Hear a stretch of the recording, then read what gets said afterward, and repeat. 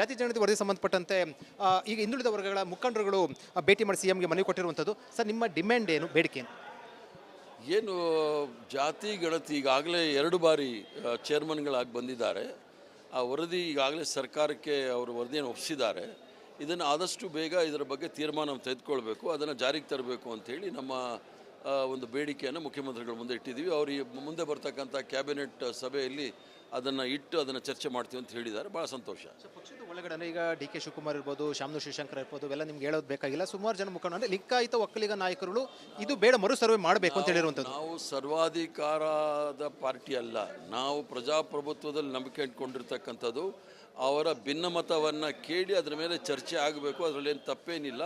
ಅವ್ರು ಹೇಳೋದ್ರಲ್ಲಿ ತಪ್ಪಿದೆಯೋ ಸರಿ ಇದೆಯೋ ಅದನ್ನು ಚರ್ಚೆ ಆದಾಗ ಮಾತ್ರ ಗೊತ್ತಾಗುತ್ತೆ.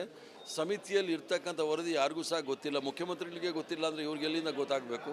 ಆದ್ದರಿಂದ ಊಹಾಪೋಹಗಳಿಗೆ ಅವಕಾಶ ಕೊಡೋದು ಬೇಡ, ಚರ್ಚೆ ಆಗಲಿ, ಆಮೇಲೆ ತೀರ್ಮಾನಕ್ಕೆ ಬರೋಣ. ಮಾಡಬಾರ್ದು ಅಂತ ಹೇಳ್ತಾರೆ ಈಗ. ಅಲ್ಲ, ಈಗಾಗಲೇ 180 ಕೋಟಿ ಹಣ ಖರ್ಚು ಮಾಡಿದ್ದೀರಿ. ಅದು ಯಾರ ಹಣ? ಬೆವರು ರಕ್ತ ಸುರಿಸಿ ಬೆಂಗಳೂರು ನಗರದ ಖಜಾನೆಯನ್ನು ತುಂಬಿಸಿರ್ತಕ್ಕಂಥವ್ರು, ತೆರಿಗೆ ಕಟ್ಟಿರ್ತಕ್ಕಂಥ ಹಣ. ಅದರಲ್ಲಿ ಏನಾದರೂ ಲೋಪದೋಷಗಳಿದ್ದರೆ ಅದನ್ನು ಸರಿ ಮಾಡತಕ್ಕಂಥ ಅವಕಾಶಗಳು ಸಂವಿಧಾನದಲ್ಲಿ ಮತ್ತು ನಮ್ಮ ವಿಧಾನಸಭೆ ವಿಧಾನ ಪರಿಷತ್ತಲ್ಲಿ ಇದೆ.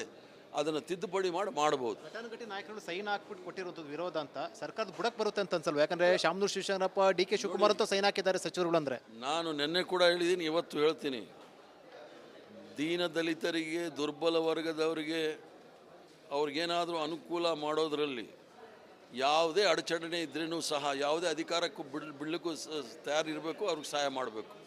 ಈ ಬದ್ಧತೆ ಸಿದ್ದರಾಮಯ್ಯ ತೋರಿಸ್ಬೇಕು ಅಂತ ಹೇಳ್ತಾರೆ ಈಗ ಅವ್ರ ಕೈಲಿರುವಂಥ. ಇಲ್ಲಿ ಅದ್ರ ನಮ್ಮ ಕಾಂಗ್ರೆಸ್ ಪಕ್ಷದ ಬದ್ಧತೆ ಅದು. ನಾವು ನಿರಂತರವಾಗಿ ಮಾಡ್ಕೊಂಡು ಬಂದಿದ್ದೀವಿ, ಮುಂದೆನೂ ಸಹ ಮಾಡ್ತೇವೆ. ಆತಂಕ ಇದೆ ಸರ್, ಸರ್ಕಾರ ಬುಡಕ್ಕೆ ಬರುತ್ತೆ ಅಂದರೆ ಈ ಜಾತಿಗಳಿಂದ ವರದಿ ಕೈ ಎತ್ತುವಂಥ ಜೇನುಗೂಡು ಕೈ ಹಾಕ್ದಂಗೆ ಅನ್ಸಲ್ವಾ? ಪ್ರಜಾಪ್ರಭುತ್ವದಲ್ಲಿ ನಂಬಿಕೆ ಕೊಟ್ಟಿರ್ತಕ್ಕಂಥದ್ದು. ನಮ್ಮದು ಸರ್ವಾಧಿಕಾರಿ ಸರ್ಕಾರ ಅಲ್ಲ, ಅಥವಾ ಧೋರಣೆನೂ ಅಲ್ಲ.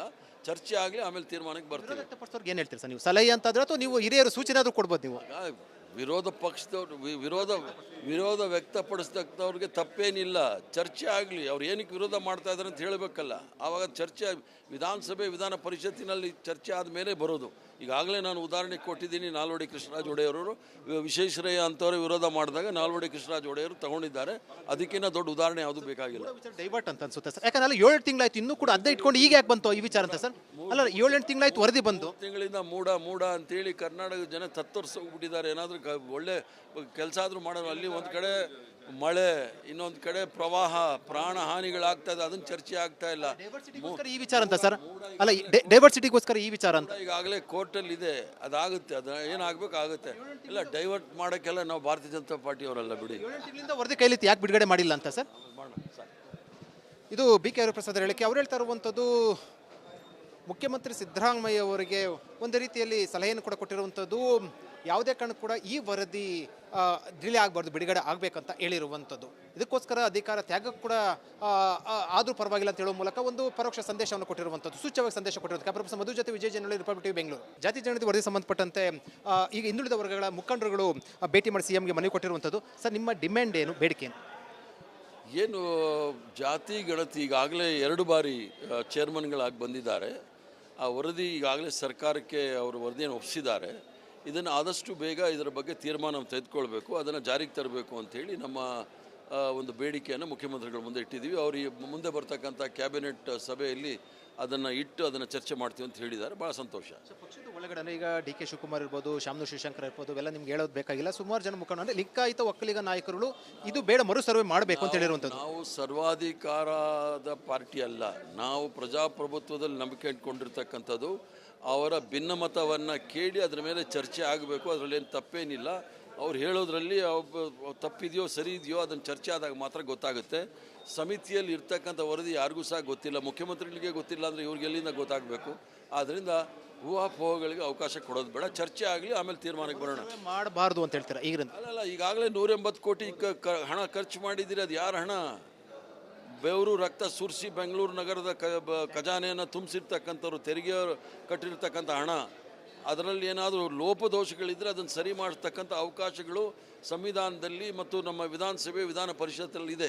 ಅದನ್ನು ತಿದ್ದುಪಡಿ ಮಾಡಬಹುದು. ಘಟಾನುಘಟಿ ನಾಯಕರು ಸೈನ್ ಹಾಕ್ಬಿಟ್ಟು ಕೊಟ್ಟಿರುವಂಥದ್ದು ವಿರೋಧ ಅಂತ ಸರ್ಕಾರದ ಬುಡಕ್ಕೆ ಬರುತ್ತೆ ಅಂತ ಅನ್ಸಲ್ವ? ಯಾಕಂದರೆ ಶಾಮನೂರು ಶಿವಶಂಕರಪ್ಪ, ಡಿ ಕೆ ಶಿವಕುಮಾರ್ ಅಂತ ಸೈನ್ ಹಾಕಿದ್ದಾರೆ ಸಚಿವರುಗಳು. ಅಂದರೆ ನಾನು ನಿನ್ನೆ ಕೂಡ ಹೇಳಿದ್ದೀನಿ, ಇವತ್ತು ಹೇಳ್ತೀನಿ, ದೀನ ದಲಿತರಿಗೆ, ದುರ್ಬಲ ವರ್ಗದವರಿಗೆ ಅವ್ರಿಗೇನಾದರೂ ಅನುಕೂಲ ಮಾಡೋದರಲ್ಲಿ ಯಾವುದೇ ಅಡಚಣೆ ಇದ್ರೂ ಸಹ, ಯಾವುದೇ ಅಧಿಕಾರಕ್ಕೂ ಬಿಡಲಿಕ್ಕೂ ತಯಾರಿರಬೇಕು, ಅವ್ರಿಗೆ ಸಹಾಯ ಮಾಡಬೇಕು. ಈ ಬದ್ಧತೆ ಸಿದ್ದರಾಮಯ್ಯ ತೋರಿಸ್ಬೇಕು ಅಂತ ಹೇಳ್ತಾರೆ. ಈಗ ಅವ್ರ ಕೈಲಿರುವಂಥ ಇಲ್ಲಿ ಅದ್ರ ನಮ್ಮ ಕಾಂಗ್ರೆಸ್ ಪಕ್ಷದ ಬದ್ಧತೆ ಅದು. ನಾವು ನಿರಂತರವಾಗಿ ಮಾಡ್ಕೊಂಡು ಬಂದಿದ್ದೀವಿ, ಮುಂದೆನೂ ಸಹ ಮಾಡ್ತೇವೆ. ಆತಂಕ ಇದೆ ಸರ್, ಸರ್ಕಾರ ಬುಡಕ್ಕೆ ಬರುತ್ತೆ ಅಂದ್ರೆ ಈ ಜಾತಿಗಳಿಂದ ವರದಿ ಕೈ ಎತ್ತುವಂಥ ಜೇನುಗೂಡು ಕೈ ಹಾಕ್ದಂಗೆ ಅನ್ಸಲ್ವಾ? ಪ್ರಜಾಪ್ರಭುತ್ವದಲ್ಲಿ ನಂಬಿಕೆ ಕೊಟ್ಟಿರ್ತಕ್ಕಂಥದ್ದು. ನಮ್ಮದು ಸರ್ವಾಧಿಕಾರಿ ಸರ್ಕಾರ ಅಲ್ಲ, ಅಥವಾ ಧೋರಣೆನೂ ಅಲ್ಲ.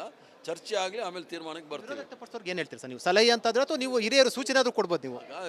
ವಿರೋಧ ಪಕ್ಷದವ್ರು ವಿರೋಧ ವ್ಯಕ್ತಪಡಿಸ್ತಕ್ಕವ್ರಿಗೆ ತಪ್ಪೇನಿಲ್ಲ. ಚರ್ಚೆ ಆಗಲಿ, ಅವ್ರು ಏನಕ್ಕೆ ವಿರೋಧ ಮಾಡ್ತಾ ಇದ್ದಾರೆ ಅಂತ ಹೇಳಬೇಕಲ್ಲ.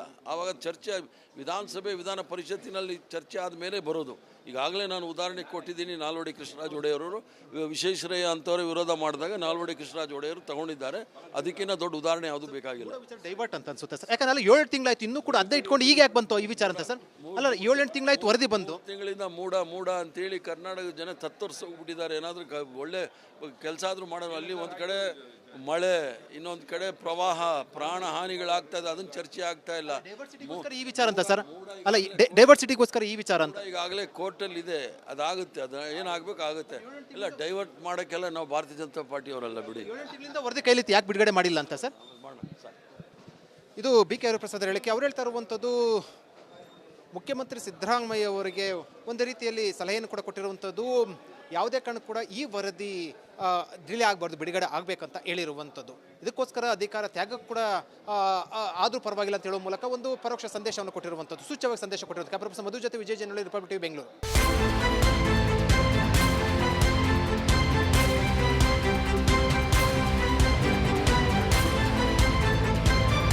ಅಕ್ರಮ ನಿರ್ಲಕ್ಷ್ಯವಾದ್ರೆ ರಾಜಿಯೇ ಇಲ್ಲ.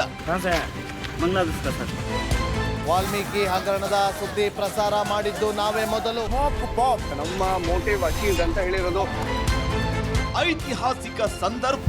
ಅಯೋಧ್ಯೆಯ ಮೂಲಕ ಇಡೀ ವಿಶ್ವಕ್ಕೇನೆ ರಾಮ ನಾಮದ ಜಪ ಪಸರಿಸ್ತಾ ಇದೆ. ಅನುಕೂಲದ ಸಂಕಷ್ಟ. ಕೆಲವು ನಿಮಿಷಗಳಲ್ಲಿ ಎಲ್ಲವನ್ನು ಕೂಡ ಕೊಚ್ಚಿಕೊಂಡು ಹೋಗಿದೆ. ದೊಡ್ಡ ದೊಡ್ಡ ಬಂಡೆ ಕಲ್ಲುಗಳು ಕೂಡ ಅಲ್ಲಿ ಬಿದ್ದಿರೋದನ್ನ ನಾವೀಗ ಅಲ್ಲಿ ನಾವು ನೋಡಬಹುದು.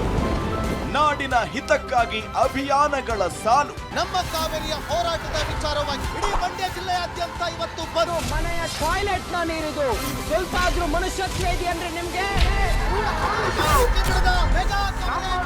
Reels, social media sensation. ನಮಗ್ ಮಾಡಕ್ ಕೆಲಸ ಇಲ್ಲ, ಶೆಡ್ಡಿಗೆ ಹೋಗೋಣ ಬಾ. ಬ್ಯಾಂಕಿ ಹೋಗ್ತೀರಿ ಬರ್ತೀರಿ 2000 ಮಾತ್ರ ಬರ್ತಾ ಇಲ್ಲ. 2000 ನಂದೇ ಹೊಂಟೈತು. ಕನ್ನಡಿಗರ ಮೊದಲ ಆಯ್ಕೆ ರಿಪಬ್ಲಿಕ್ ಕನ್ನಡ. ರೈತರ ಕಷ್ಟ ಏನದಂತ ತೋರಿಸಿದವ್ರಂದ್ರೆ Republic Kannada TV. Republic TV ಅವರು ಇದನ್ನ ಹೊರಗೆ ತರುವಂತ ವ್ಯವಸ್ಥೆಯನ್ನು ಮಾಡಿ ನಮ್ಗೆ ಎಲ್ಲರಿಗೂ ಅನುಕೂಲ ಮಾಡಿಕೊಡುವಲ್ಲಿ ಯಶಸ್ವಿಯನ್ನಾಗಿದ್ದಾರೆ.